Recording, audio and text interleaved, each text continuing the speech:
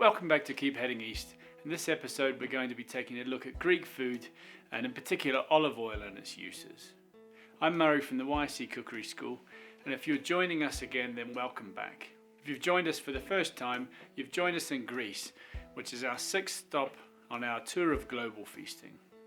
You can check out the main introduction to this series by clicking on the on-screen link, and in the description below there's a link to our free PDF cookbook with all of the dishes that we'll be cooking in this series, or if you prefer, a printed one is available as well.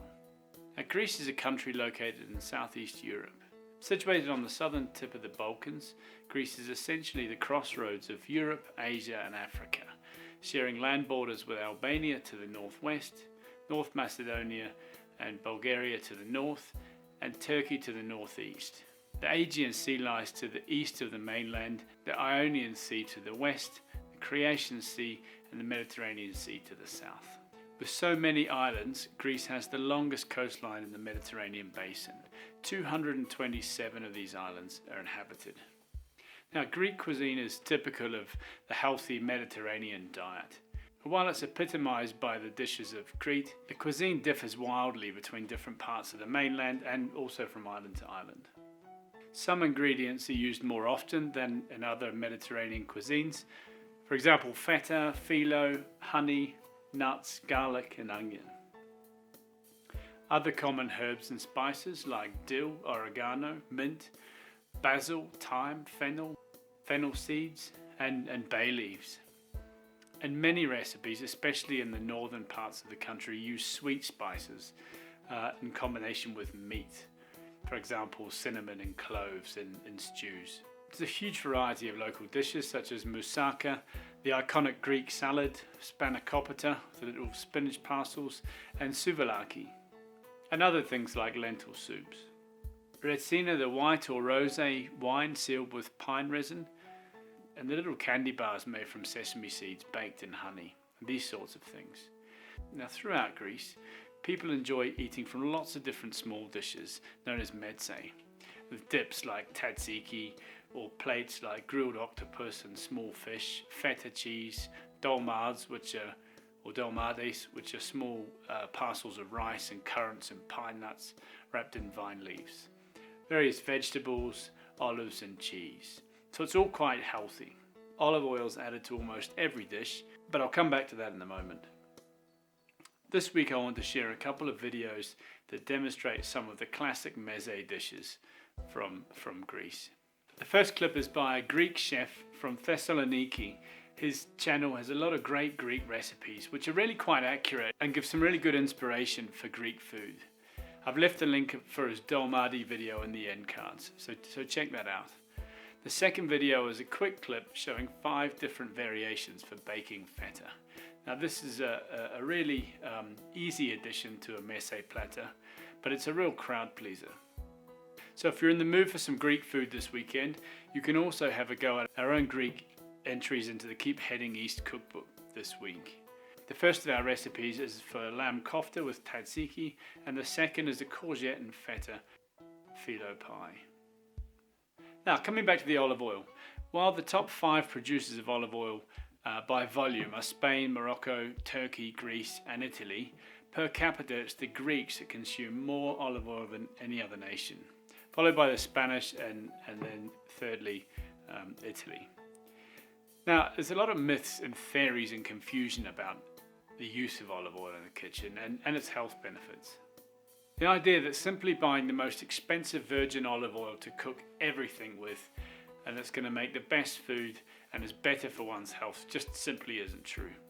There's a time and a place for using all grades and types of oils, and simply spending more money on olive oil doesn't mean you'll always have the result that you're expecting. So let's break the terminology and the jargon down a little bit. The term virgin olive oil refers to the first pressing of the oil, which will be the most dense and intense. So the term extra virgin olive oil, or extra virgin olive oil, depending on the marketing, is the first part of the first pressing, and generally accepted as the best quality part of the oil in its natural state. Usually the first pressing is cold pressed, and this preserves the chemical structure and the delicate flavours from the fruit. In the following pressings, the product might be heated or filtered or undergo some other process to extract more oil from the fruit. These lesser quality oils are known as refined oils. They're milder in flavour, they're much less dense, but they still play a huge role in the kitchen. In Italy, this grade of olive oil would be known as pomace oil. All oils have what's known as a smoke point, and that's the temperature where the particles in the oil start to burn. It spoils the food that you're cooking with bitter flavours and burnt particles. Generally, the more refined the oil is, the less flavour it will have and the higher the smoke point will be, so you can get it hotter before it spoils the food. The flash point is hotter again, and it's the point where the oil actually catches fire. But for now, let's just consider the smoke point. So looking at our chart here of common oils, you'll notice that the oils or fats with the lowest smoke point are generally unrefined oils. Most of these unrefined oils burn at a point below 180 or 190 degrees centigrade. Now over and above 190 degrees, most oils tend to be refined oils. The one exception is the standard virgin olive oil, which at the maximum has a smoke point of 210. And while a lot of these oils have smoke points around the sort of 220s, 230s, working their way up to sort of 238 for corn oil. Clarified butter, surprisingly at 250 degrees before it burns. And right up at the top, sunflower oil. Refined sunflower oil at 254 degrees. And that's actually the oil that I use quite a lot for frying and things like that.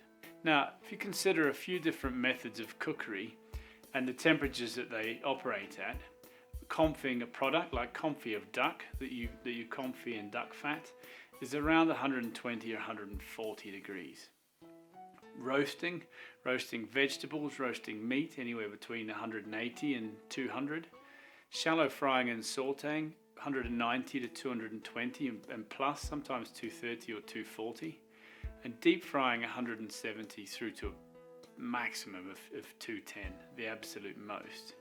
So you can see that the majority of the unrefined or extra virgin oils, when used in a lot of cooking scenarios in the kitchen, come dangerously close to burning during the process and spoiling the food. So as a general rule, I think it's better to stick with the lesser grade, milder oils and the more refined oils for roasting and frying, and save the more expensive extra virgin olive oils and cold pressed oils for eating raw. There's no point in heating a cold pressed oil. It's been cold pressed to preserve the delicate flavours and to make it nice to eat raw. Use them for dressings and things like that, or as often the case with olive oil, drizzle it on the dish at the end of the cooking process before it's served, like grilled vegetables and pasta and things like that. Extra virgin olive oil can also be a little bit strong and bitter. I usually use about 1/3 virgin olive oil to 2/3 of more refined oil like sunflower or rapeseed oil for mayonnaise and dressings. It's also pretty uncommon to deep fry with virgin olive oil because of the strong flavour, but also the cost. I mean, it costs a lot to fill a 15-litre deep fryer with olive oil to get an inferior product in the end. Now, just like with wine, olive oil varies hugely in flavour and price. A lot of the time it comes down to the climate, but also your personal taste. Oils from a cooler climate like Tuscany tend to produce heavier, more grassy and bitter flavour olive oils, while olive oil from a warmer climate such as Spanish or Greek olive oil tends to be a lot less bitter and more sort of golden and toasted. But unlike some wines, olive oil won't get better with age. Okay, think of it as a fruit juice. It's much better as fresh as possible. If you can get your hands on really fresh olive oil, you'll really notice that it has a much more fragrant flavour. After 6 months to a year, a lot of these subtle flavours are lost. Okay, and the oil denatures. So keep an eye on the production and the sell-by dates when you buy a bottle of oil, because in some cases the mainstream brands will often sell oil that's a few years old. Exposure to light helps the oil denature and becomes really rancid a bit faster than it usually would, which is why they're usually stored in tins or in dark green or brown bottles. Purchasing small quantities at a time of the oil you like the taste of and storing your oil in the cupboard and using it quickly is the best way to make the most of olive oil. Your worst case scenario would be to buy a large bottle of olive oil, the most expensive one you could find, assuming it will be the best, and giving it pride of place in your kitchen shelf in the sun, and then saving it up for use at Christmas. Or pouring it into a smoking hot frying pan and then coating your piece of chicken with it. So that's it for this stop on our Keep Heading East tour of global cuisine. I hope you've enjoyed it. Links are on screen now for the videos I mentioned earlier if you'd like to see a little more from the region. And remember, for our subscribers, there's a fantastic cookbook to accompany this series. So if you haven't already, hit subscribe and grab yourself a free PDF copy of our cookbook, or if you prefer a hard copy, the links are there as well. Thanks for watching. See you soon.